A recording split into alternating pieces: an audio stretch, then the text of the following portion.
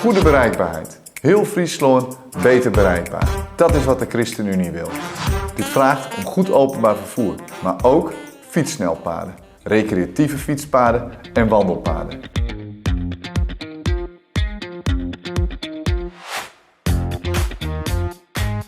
Alle inwoners van Friesland moeten kunnen meedenken met innovatieve vormen van nieuw openbaar vervoer. En wij vinden het belangrijk dat de Lelylijn zo snel mogelijk gerealiseerd moet worden. Zorg voor de schepping. Goed rentmeesterschap vraagt om een betere zorg voor de schepping.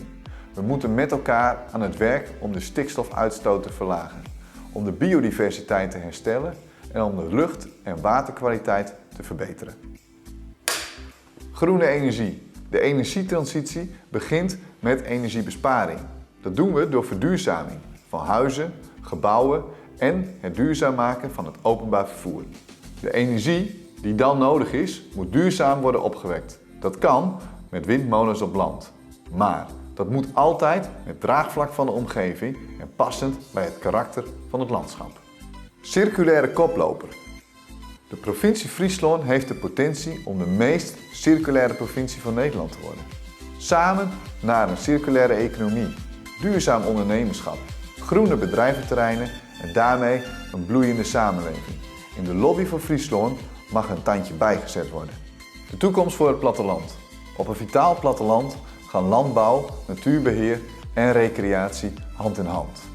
De toekomst van de boeren ligt in een grondgebonden en duurzame landbouw. Een passende beloning voor natuurbeheer. Een eerlijke prijs voor voedsel en bij voorkeur lokale producten. Zuinig op ons landschap. Het Friese landschap moet mooi blijven. En dat vraagt om provinciale regie bij de inpassing van alles wat ruimte vraagt. Woningen, landbouw, vervoer, natuur en energie. Het vraagt ook inspraak van alle betrokkenen om samen goede afwegingen te maken en te komen tot gedragen keuzes.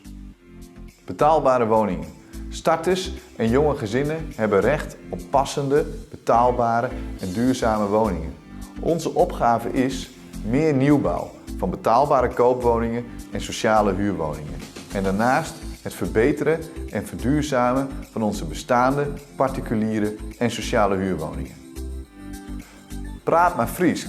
Het Friesk is de memmentaal van een groot deel van uw Frieske bevolking en is uw tweede riekstaal. Het spreken of verstaan van Friesk wat vanzelfsprekend wezen.